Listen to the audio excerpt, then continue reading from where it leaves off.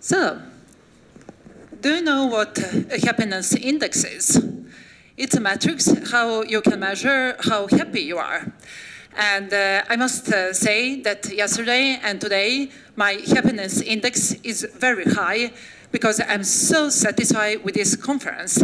And I would like to say thank you, starting from the organizers, great speakers, and great people who attended the conference. I don't know how do you feel, but I feel really very happy. And I know my talk is the last one. I don't feel any press or stress now. Although I know that there is maybe some possibility that my talk has some impact on your happiness index.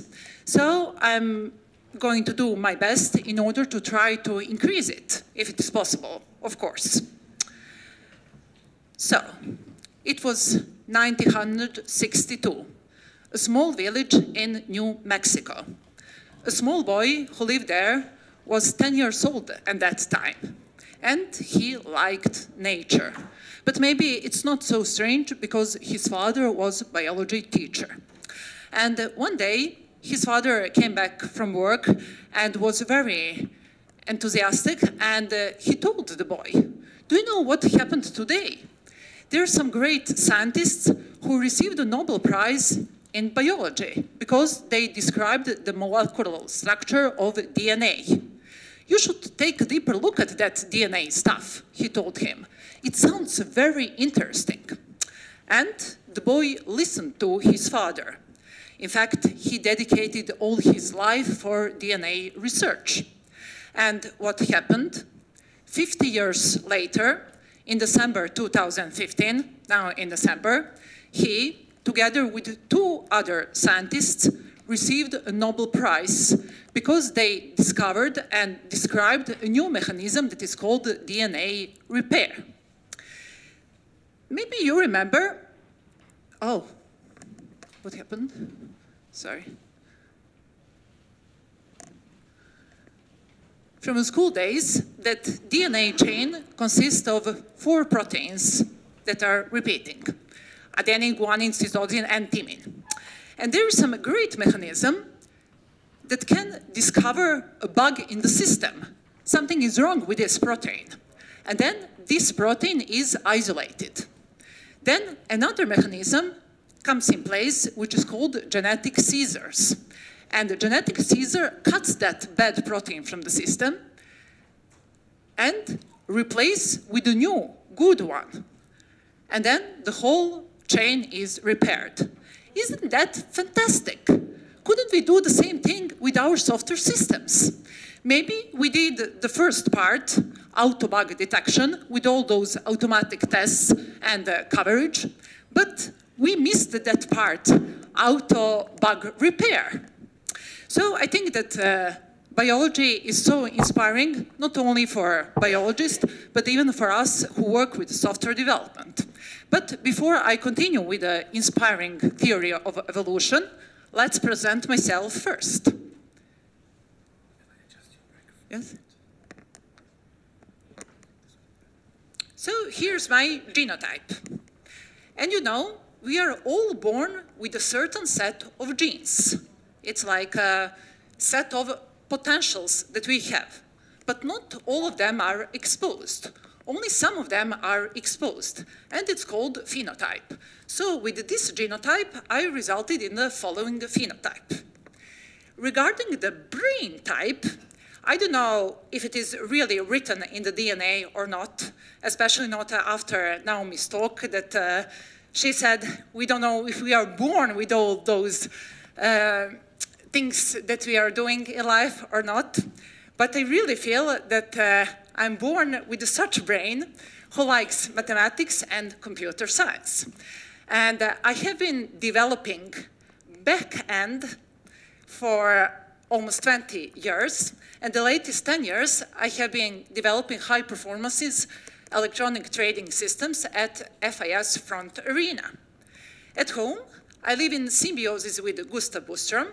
He works for an agile Swedish company called Crisp. And he is a very agile and lean guy. I'm also agile and lean. So we raise our 3 offsprings in an agile manner. So my husband is teaching them that well-known agile principle, delay all decisions for the last responsible moment, while I'm teaching them much more optimize the whole and eliminate waste. But go back to the inspiring evolutionary theory.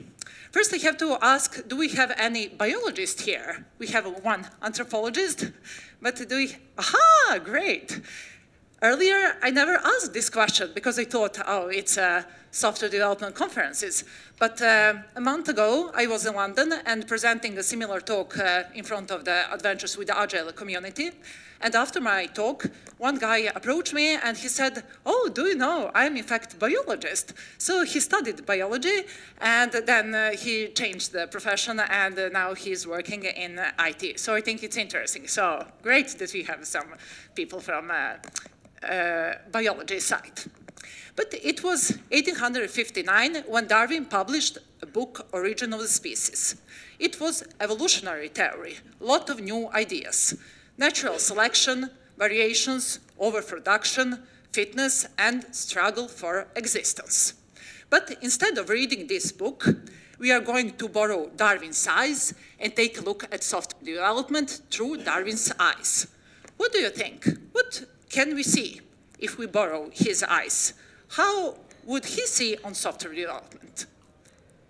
Software systems as a species, a product as an organism, customization, different variants of product that we are creating, variations. And what is natural selection? It's a customer's choice. Which products do they choose? All species reproduce. Reproduction is one of the main properties of species. We also do reproduction in software systems. How? We are creating releases. We are creating releases, packaging them, and releasing. Creating releases, packaging them, and releasing. And usually, we end up with overproduction. And it's exactly what most species do. And we struggle for existence on a very tough business market all the time. But going back to the genotype, what would be genotype in software development world? How I can see it? What is genotype? What is phenotype? Genotype is a software architecture or design. And phenotype is the way how other people see our systems. It's in fact user experience. And probably you recognize this picture from LinkedIn and the internet. Usually, user experience differs very much from the original design. We think that we put all important genes in our genotype, build the architecture, and all of a sudden, customers are looking at our architecture in another way, products, and using completely other features than we have planned. Mutation is alternation of genetic material. So a given genotype in different environments can result in different phenotype. So environment has a huge influence on genotype. And mutation, it's called mutation, and mutation may yield in either better or worse phenotypes. As already mentioned, today's virus is a great example for mutations. They are changing their RNA all the time. They are very responsive to change. There are two different types of changes, mutations, that they do. One is called the drift. There are small changes that are accumulating and propagating over the time. And the other type of mutation is called shift. It's an abrupt, major change in the virus.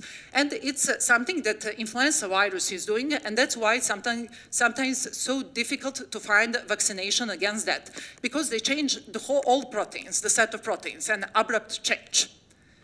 Does it remind you on something that we are doing in software development? Small changes accumulating, propagating the time, or sometimes an abrupt major change. I think that Eric Ries was inspired by virus's mutation, Because drift is nothing else than persevere, small changes in the same direction. Shift is a big, abrupt change in completely another way how you develop your system or your product. You recognize, you know the concept of a lean startup. So you build a MVP, measure and learn, and then from learning or validate or experiment, and then you decide, I should continue developing my architecture or product in that way, persevere that direction, or do the pivot, completely change because it's completely wrong the way how I build it. Gene flow or migration is any movement of individuals or genetic material that they carry from one population to another. And it leads to the genetic diversity. And it's very important for the long-term survival of species. So we were talking a lot at this conference about diversity, and even natural world shows that extending then gene pool is so important for long-term survival of the enterprise, of the products, and etc. So on the architecture level, you should not build everything by yourself. Use open source software if it exists and combine it with your products in order to extend the gene pool. And also combine the different type of people within your team working together, different genders, different backgrounds, and etc. Gene drift is the change in gene frequency from one generation to the next. Drift may eliminate some rare genes due to chance alone. It's genes that are not going to appear so often. From the frog example, we can see that those brown frogs are going to die out. They bear rare genes and they're not going to reproduce. And in fact, it's the way how Mother Nature are eliminating never used features or waste from the system. And we should do the same thing. If we have those legacy systems or legacy parts of the system that no one is using, eliminate that, eliminate waste from the system. There is another phenomenon that is called isolation. When organisms become isolated, variations and mutations that appear in one group are not propagated to another group because they are isolated. And it leads to something that is called speciation. It's the process by which one population from one species you develop in completely two different species. And we have two different types of speciation that can cause speciation. It's geographic isolation and reproductive isolation. How can we map those things on software development? Reproductive isolation, if we don't integrate our parts of our system all the time, it's going to lead to reproductive isolation. Finally, they're going to become two completely different systems that cannot communicate with each other. That's why it's very important with the continuous integration and DevOps practices. Regarding the geographic isolation, distributed teams and offshoring. When we think distributed teams and offshoring, they're part of the same company, we should take care that they don't become a separate new species, that we work closely together with each other all the time. Survival of the organisms that are best adapted to the environment. It's the natural selection. But there are always variation within species. But some advantageous variations allow members of the species to survive better than the others. So it's nothing else than the best market fit. Some variants of our product are going to survive better than the other. And the art and science is to capture those advantageous variations. The presence or absence of gene fundamentally can change the course of evolution. If you have one gene, you get one variant that is maybe very successful, as for example Mary presented today with that button, register or just continue. So it can be just one gene that can fundamentally change the course of evolution. And it's nothing else than pivot or persevere, if you have that gene or not. Also, natural selection acts only taking advantage of slight successive variation. All the time there are slight successive variation. it's nothing else than building minimum viable product and entering a new build, measure, learn loop. Slight successive variation, building MVP, entering new build, measure, learn loop. French biologist Lamarck believed that the giraffes, all giraffes, had short necks once upon a time. Food, leaves, was up on the trees, so they couldn't reach the food, and they were stretching their necks in order to reach the leaves and food. And every next generation, giraffe generation, got longer neck, and according to his theory, the final version of giraffes got long necks, and they could reach leaves that were on the trees. Darwin said something completely else. He said there were giraffes who had short necks and giraffes who had long necks. Giraffes who had short necks, they couldn't survive. They couldn't reach their food that was up on the trees, so they died out directly. They couldn't reproduce, and that's why we have only giraffes which have long necks. So we should think about that when we are building our system. We should not deliver something in the first release that is half done and say, oh, yes, it's not viable, but we are going to introduce and we are going to improve that in the 5th or 10th release. So all our products should create value directly from the first release. It should create some value, and then you can improve that value. So Darwin's fitness is the central idea. It describes individual reproductive success. And we can see, in fact, it's the measurement of the created value. And if we take a look at that diagram, graph, to observe Lamarck's giraffes and Darwin's giraffes. Lamarck's giraffes, they couldn't survive. If we had released them to the customers, they would have died out directly. So they didn't produce any value for a long period of time, and then, according to his theory, maybe those giraffes that got longer necks, they would have started producing a value. Darwin's giraffes were producing, creating value from the early beginning. So from the first version of giraffe, they were viable, they could survive, and probably they were then improved by time. It's very interesting then the point about value creation. So you say you are building MVP and improving in every next version, and you are so concentrated and focused, it creates a value and it's viable. But when to stop? When you have finished, got the final release, when it's good enough or optimal solution. I like this Scott Tumbler's slide. He's saying that usually when you build one product or system or architecture, here's the effort that you invest, and here's value that it creates. And usually, if you build according to all rules and you're careful, that product is creating value by time. And you're investing more and more effort, and it's creating more and more value. And at a certain point of time, it reaches the maximum of this curve. And after that, even if you're investing more effort and money and everything else, it doesn't produce more value.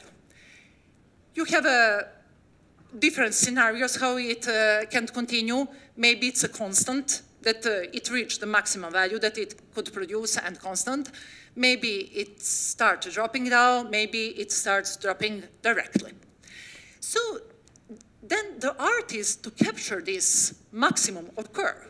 When your product or system architecture has created the optimal value, the maximum value, and that's called optimal. But now it's a question how to capture this magic moment. You're not sitting there and coding, and then you have something blinking, oh, stop coding, your code is reaching the maximal value that it can create. Of course, you don't, but you measure value, created value in some way. And then Scott Ambler says, usually realistic is that you detect that somewhere here. Now my question to you is why? Why you cannot capture here, and why usually you detect that later on, and what does it depend on?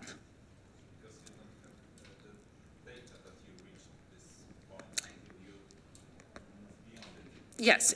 In fact, the answer is, it depends on then the feedback loop, how you measure the value, and when you get information from the customer or whoever use your system. So it depends on then feedback loop when you deliver something and get and receive value. And then he said also, all those optimal or good enough solution, they're situational. It depends on the situation, on the environment. It depends on the company, on the customers. And then it's something that is called fitness landscape or adaptive landscape. Have you seen that graph? It visualized the relationship between genotypes and reproductive success. So, for us, what is genotype? According to my theory, it's our software architecture. And then you are seeing then, for example, here is a variant with the gene A and gene B, so different architecture. And reproductive success is the value that this architecture or system creates. And then you put everything in the given context or environment, because environment has a huge influence on both created value and the phenotype. And then you maybe can get, as a biologist, are taking a look at that graph, how your architecture can create different values in the different environments for the different customers. And then I was thinking, okay, but example with the giraffes, it was an easy one. It was just a question if it could reach leaf on the trees or not. But we have a much more complex situation about measuring the value, the created value. It depends on from which perspective you take. Do you measure value that you have delivered to the customer, or the value that you have received from the customer? Did they pay enough for your solution, or implementation costed much more than they pay, although they're happy and they're using your system? So all the time you have to measure those values. Received value should be bigger than the delivered value if you want that your enterprise will survive. And also, there are so many details about buyer's profit, seller's profit, and how you measure that created value and delivered value. And this Darwin's theory is traditional. It's about genotype and phenotype. But then the people realized, when analyzing people's behavior and also animals' behavior, there's something more there. Everything cannot be described only by genotypes and phenotypes and mutation and environment. And Richard Dawkins published several books. One of them is The Selfish Gene. Has anyone read the book or saw the book? Yes. So his theory is that beside the genotype and phenotype, there is something else that he calls for meme. It's an idea, behavior, or style that spreads from person to person within a culture. So you can say it's in some way cultural DNA. Then his theory is very gene-centric. While Darwin's theory was much more both genes, but also how organisms and species survive, Dawkins defined something that is called the selfish gene. According to his theory, there are some genes that are so selfish and they're so focused just that they're going to survive and propagate, and without necessarily promoting the survival of the organism where they resist. And he calls such genes for selfish genes. And then there is another thing that is called extended phenotype. So we said phenotype, it's the way, it's those observed properties that come from one genotype. But it's seen in the natural world that sometimes genes from one organism can have effect on the environments and on the other organisms. And that's called extended phenotype. The effect the selfish genes have on their environment, their influence on the world outside the organism they inhabit.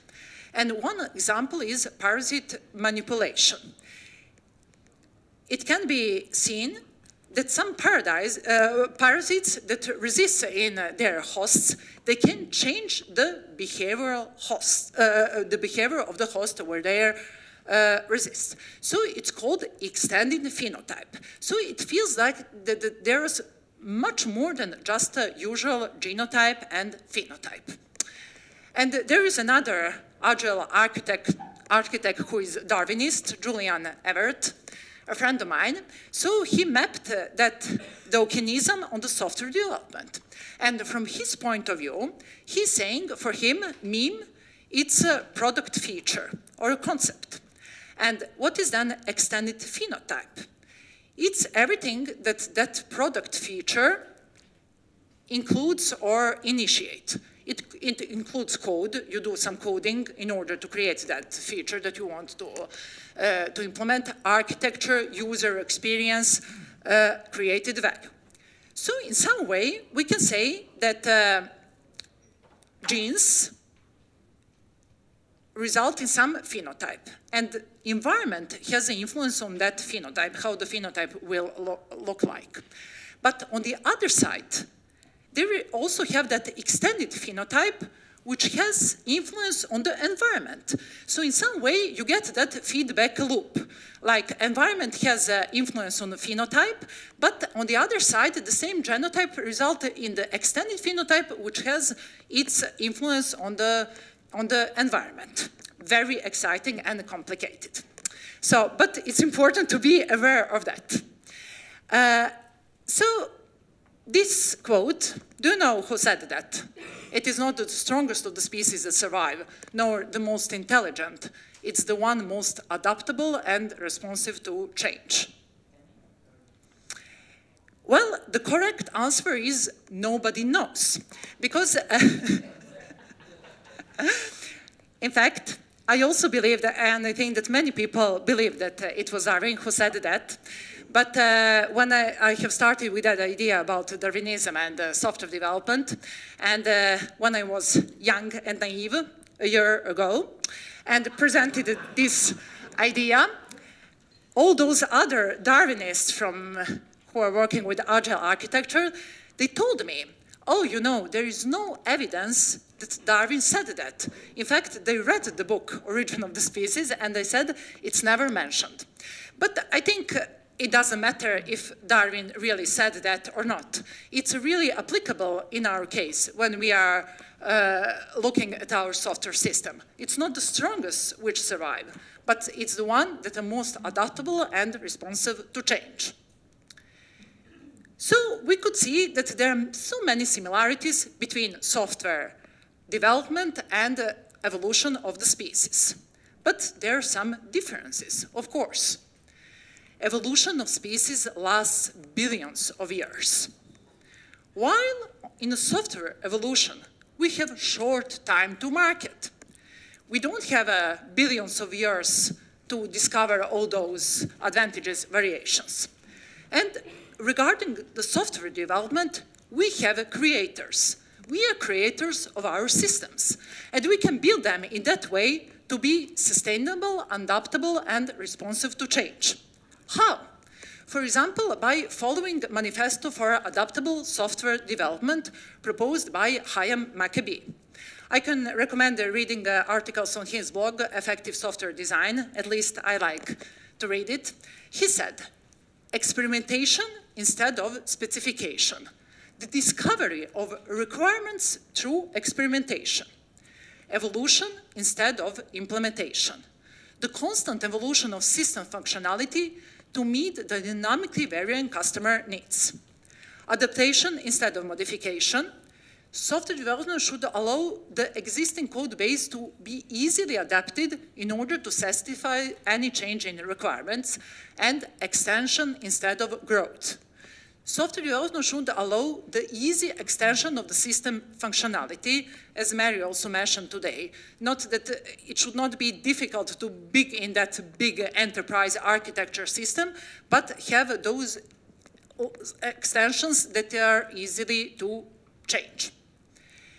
And also, instead of relying on predictions, we should take advantage of variation. Exactly as Tim Hartford wrote in Adapt book, from predictability to experimentation. Do exactly what the mother nature does. Create variation, select what succeeds, and repeat. So it's much more about the probability than the predictability, because you cannot predict the unpredictable business market. But also, it's important, if you are for experimentation, the environment must be safe to fail. If your company and enterprise does not support such environment and are doing punishment-driven, they're like, bug in the system, now your bonus is decreased, then it won't work. So the environment must be safe to fail and support experimentations and early failure and early learning. There is another thing that is talking a lot in the context of an experimentation, serendipity. It's accidental discovery, or maybe more general translation is sudden happiness. So it showed during the time that some discovery were made by accident. For example, the most famous is how Alexander Fleming discovered penicillin. And I believe a little bit in serendipity, but not completely, because do you know the story about Alexander Fleming? He was testing a lot of things with staphylococcus, but he was not very tidy man, so he left his laboratorium in a mess when he left for vacation. And when he came back, he saw that in those boxes where he was taking care about staphylococcus, some fungi came and some of them were dead. And then he saw, okay, bacteria can be react in a negative way on those fungi, and then he developed penicillin. But I would say, if he has never experimented with bacteria, he would never have discovered that. So maybe it can happen that you are experimenting within one area, looking for one solution, and you find the answer for another solution, but usually those things are related. You have to experiment in order to find answers on your questions. And also we should build anti-fragile systems as proposed by Nassim Taleb. Have you heard about the book Anti-Fragility? He said that we have different types of system.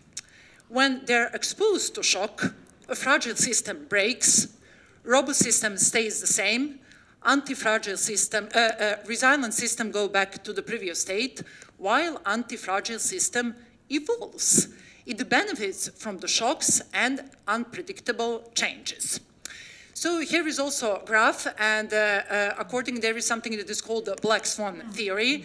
Maybe you have heard it's a symbol when something that you really never planned that it would happen, and when you don't know that black swan exists, it happens and make disaster. So how to protect your system against that? And according to Nassim Taleb, evolution works because of its anti-fragility. It like stressors, randomness, uncertainty, and disorder. And he said also, while individual organisms are fragile, the gene pool, the whole gene pool, takes advantages of shocks and enhance its fitness in that way. So we should also apply that on products and enterprise level. We are always going to develop fragile products and fragile systems, unfortunately. But we can develop them in that way that the whole enterprise become anti-fragile and enhance its fitness. And when you think, okay, now we found solution how we should experiment, doing different variations of the product and see what works and so on, have we solved all our problems? Unfortunately, not. Nowadays, there is a new phenomenon that is called digital Darwinism, described by Brian Solis. He said that it's the phenomena when technology and society evolve faster than business can naturally adapt. So it evolves with such a big pace that your enterprise cannot follow that.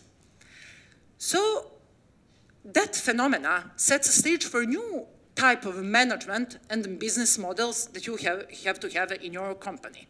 Adapt or die. And also, he proposed that many companies should go through that digital transformation in order to create a new culture for empowerment, agility, innovation, and engagement. Because if you don't adapt, you will fail to digital Darwinism. So you should concentrate on some other things, change your operational model and your organizational structure. Regarding the, so here are just some definitions about digital transformation, but it's not so important that we read them today. We'll get them in the presentation. Regarding the business operational model, there is something that is called business agility. It's ability to quickly change organizational process.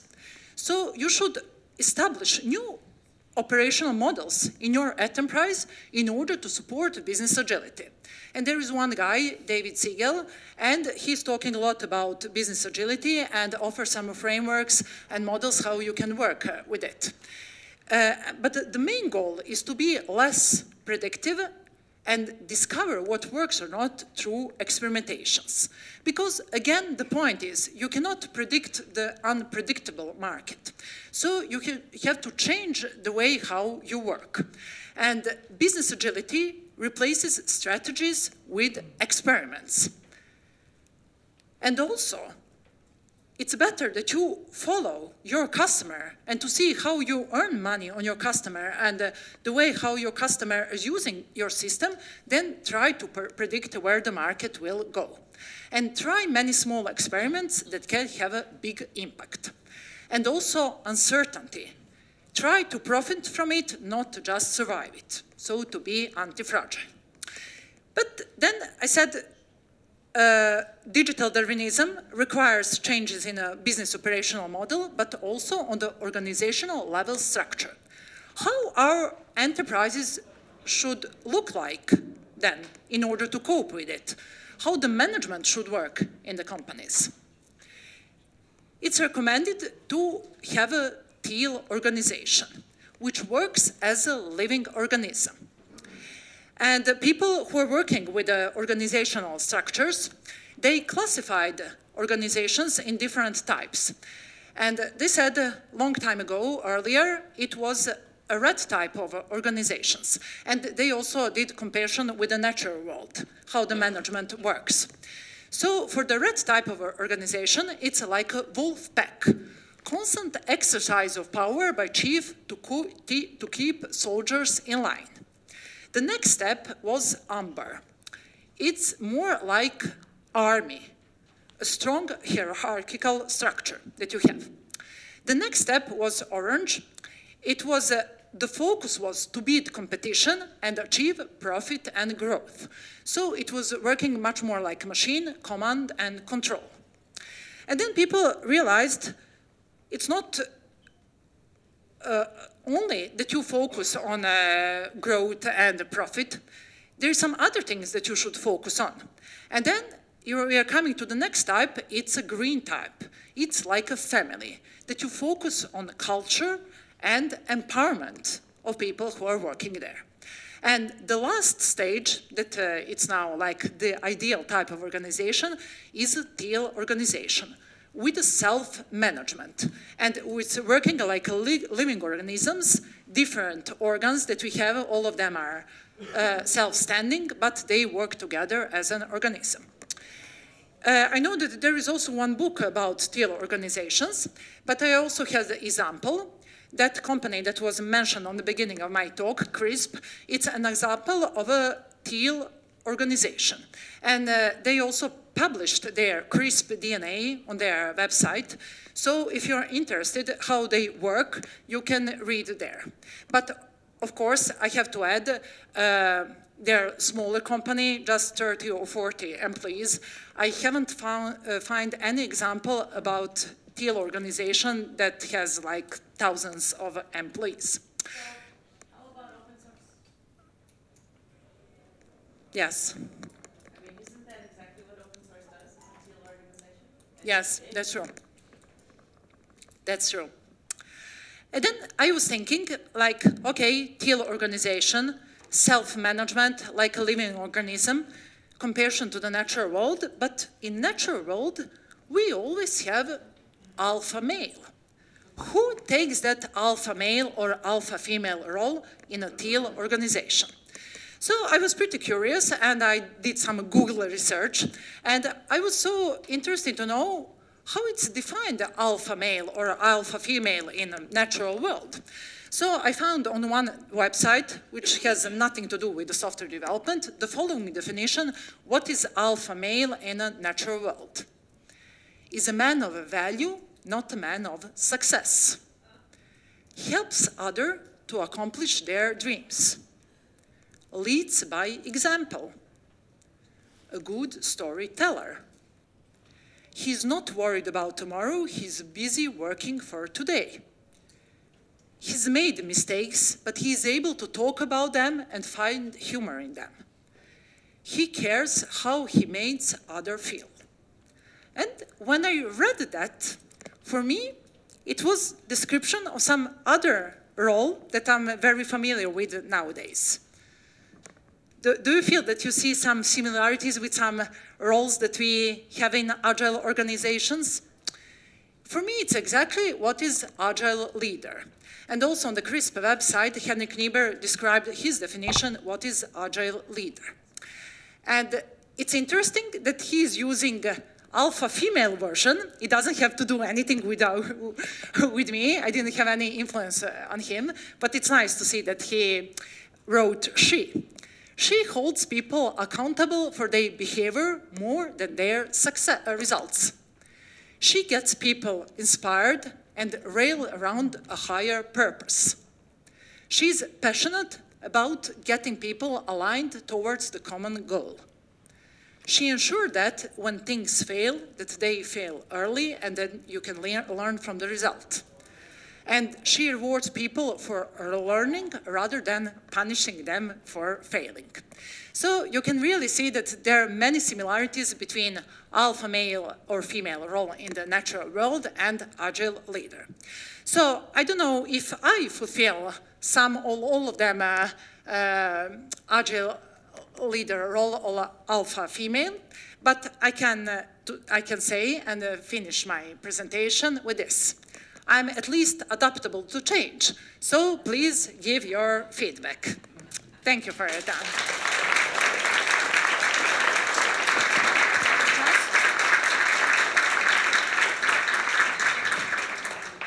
So now it's 5 to 5. I know you're tired, it's the end of the conference, but do you have any short questions regarding both biology and software development?